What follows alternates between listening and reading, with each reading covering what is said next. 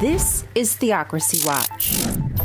Christian nationalists already want to control your uterus, your books, your schools, and now they're teaming up with Elon Musk to control your data as well. Welcome back to Theocracy Watch, where right-wing grifters turn faith into surveillance states. So here is the breakdown.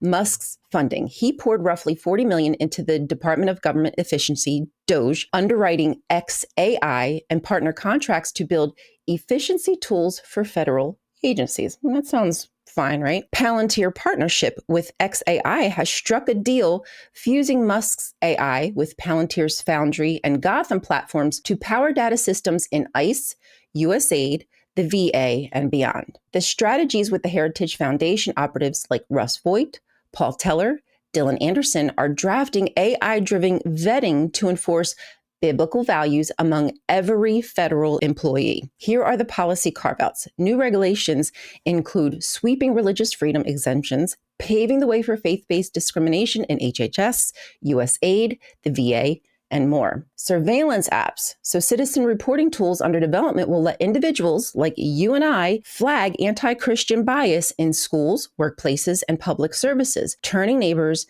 into informants. And living in a system where we have to police people, as a former Jehovah's Witness, let me tell you, that is not a fun place to be. So who will be targeted? Career civil servants face ideological loyalty tests and layoff threats.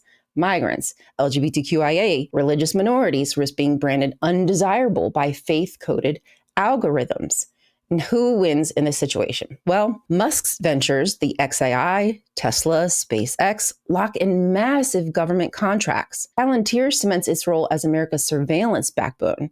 And theocrats finally get the tech stack to turn their theocracy blueprint into coding. This is the danger of the right-wing grift.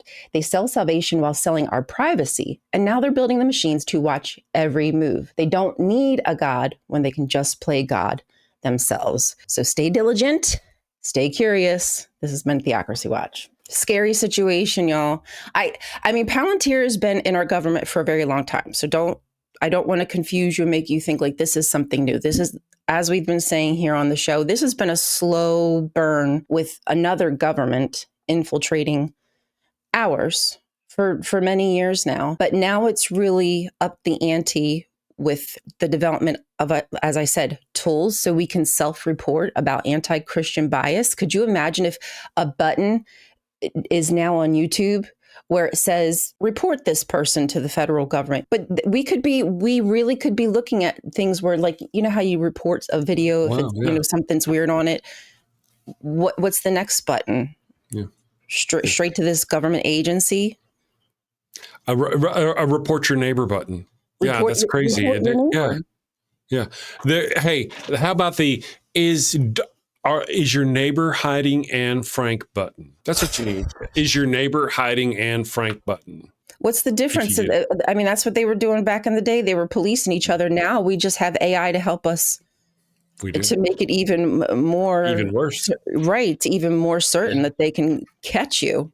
A basement will not be good enough. That's right.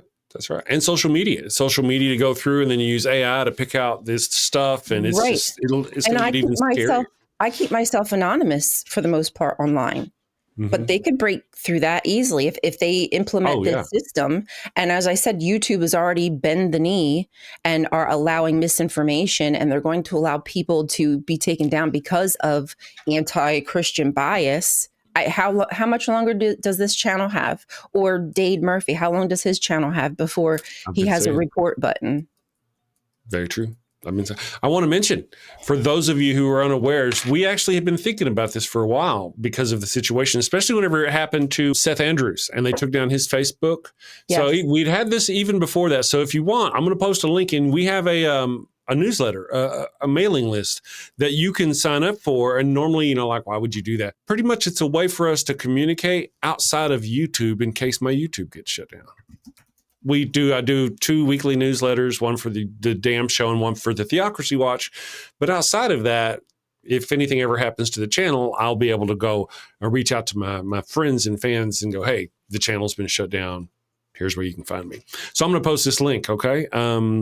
Let's call this the mailing list link.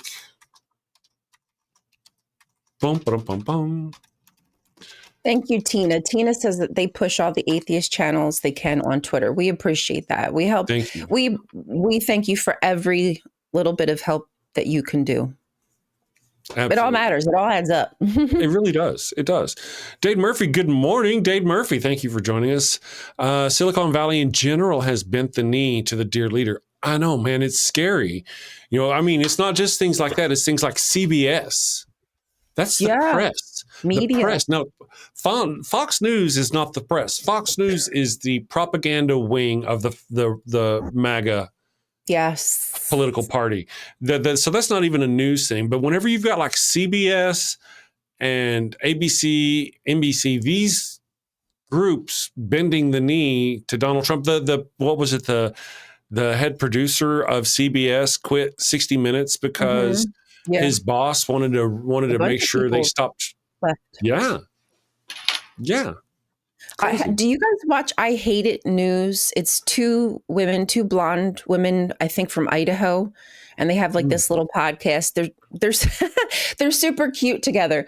But and I don't know if this is true. So allegedly what they said is Trump was watching Fox News and how much they were bolstering his parade. And he said, allegedly, are they telling people, are they making me think that I'm more popular than I really am? Is allegedly something to the extent that he said. Because he saw the turnout at the parade. He's seen the No Kings protest, millions of people on his birthday celebration, not there with him, their president, their leader. So maybe this is partly, Fox News emboldening him. I want to say not against his will, but without his conscious awareness of it to some degree. I want to say that because what you just said fits in with something I'd seen, and that's it. A TikToker showed a video of Google has been profiting. Yes, a TikToker showed a video. I'll read that in a second. A video of Donald Trump's parade, and there's you can't hear anything. It's all quiet, and he's sitting there. You can hear things marching and stuff, people talking, but it's really quiet. But when you watched it on Fox News, there was all this cheering. You could hear lots of cheering, and maybe Donald Trump was seeing that and going, "Wait a second, I don't remember there being a lot of cheering there."